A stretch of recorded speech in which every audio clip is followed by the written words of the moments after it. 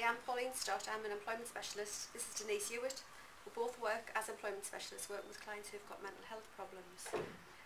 I've worked for the Job Centre for 30 years and I'm on a secondment to the NHS to work with clients on the early intervention psychosis team, helping them look for work, look for training, anything at all to try and move them forward.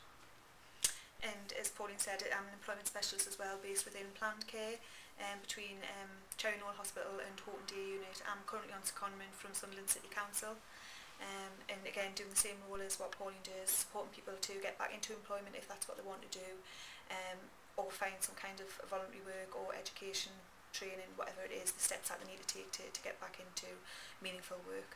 We've formed a very close partnership with me working for the Job Centre prior to do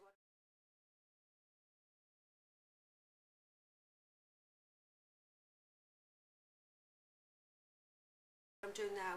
The links that were forged between the Job Centre, the NHS, Sunderland City Council have been vital in working together and having a much greater understanding of processes, needs of each organisation, and to more or less highlight all the barriers that the clients face. We can see them firsthand to help get clients get through any issues or barriers that they need to get through, which takes us on to this, the client self-centred approach to work on that individual. Yeah, working along the IPS model is what we've been working along in the last 2 years, individual placement support, and that's very much focused, as the title says, on the individual and what's beneficial to the individual. So it's about acknowledging how the individual feels, what it is that the individual wants to achieve, going at the individual's pace, and that could be having to pull back sometimes, slow down with things, isn't it? If things aren't going according to plan for that individual, it's about putting that individual at the forefront all of the time. Not setting them up to fail, not giving them false hope, but obviously always giving them hope that there's always something out there. It may take a bit longer, a long time, to achieve it and to get there, but there is hope. And I think the key thing about IPS is, again, that there's no time scale on it. It's not about saying to an individual, right, we'll work with you for 12 months or whatever, and then we'll withdraw. That's basically saying to somebody that you have to achieve what it is that you want to achieve within that period.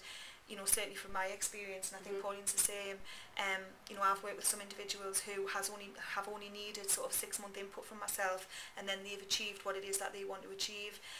Then on the other hand, I have other people who certainly can say that it's going to be a long-term placement that I have to do with them to get them to where they want to be, and like I say, that should be the individual saying when they know that they've reached it and they no longer require your support. But everybody is individual, everybody's circumstances are different, everybody is an individual person, and unfortunately the benefit system, housing benefits, whatever, is just a black and white system. It's a yes and no, and clients don't fit into black and white boxes. Everybody is individual and everybody has separate individual reasons why they need longer, or the confidence is at an all-time low, whatever, and by being able to work with them on a one-to-one and help them through benefit processes, appeals, tribunals, getting kicked off benefit, housing issues, whatever, all of those, if they're all resolved, then the person is in a much better place then to be considering doing further work or improving themselves, and that's proved time and time again, so we're managing to do that. Definitely. And I think just on the end of that, again, just referring back to sort of like what the whole ethos of IPS is, I think for me as well, it's about recognising that, yes, it's about the individual acknowledging when they no longer require that support, but it's also acknowledging that sometimes people will always require some input, some support. And an example of that being that some of the people that we've supported to get back into employment still need to maintain that contact with us, whether that's through a monthly phone call or a weekly phone call or a fortnightly visit, just to ensure that everything's running smoothly, that there isn't any hiccups, and if there is, that hopefully we can get in and support them to resolve them, so that they can continue doing the work that they're enjoying.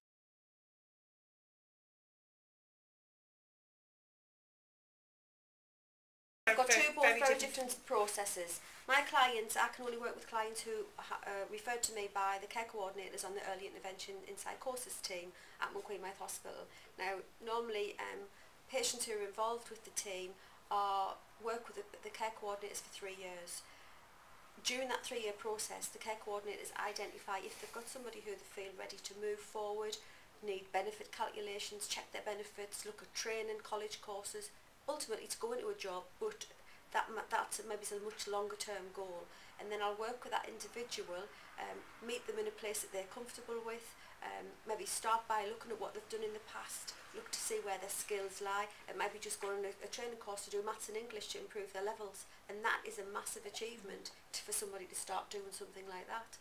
And then work with them at their pace. And you can't dangle in a carrot into somebody to say that financially they'll be hugely better off by going into a job isn't an incentive to somebody who's got mental health problems. Definitely because it's a bonus, but if their mental health isn't in a good place, then the financial incentives are a negative. And obviously with regards to my role, obviously I'm based within plant care, and my referrals come direct from CPNs, consultants, and some social workers through Sunderland Council. And obviously again that's been following a care plan. CPNs and consultants have decided that an individual may benefit from meeting with me, so my initial meeting with them is an assessment to see what it is that they want to do and whether it is appropriate, whether they are ready to be looking at stuff and how I can best support them. And again, as Pauline said, that's, you know, working on, you know, it could be very basic things like getting somebody to improve their English and maths, IT, you know, if it's stuff like that that they're wanting to get into. So it may be supporting them to go on some one-off courses or to enroll them on a college course or whatever. Others, it's about that they're currently on the sick from work, and I've been brought in to support people to go back to work and to rectify problems in the workplace to make it more amenable for them to go back, and that's involved discussions and negotiations with managers, and then alongside it, as Pauline said again, it's about, you know, working with the people who are currently, you know, stressed and their anxiety levels are increased dramatically due to all of the work capability assessments and obviously having to go through appeals. So that's a big part of my job as well.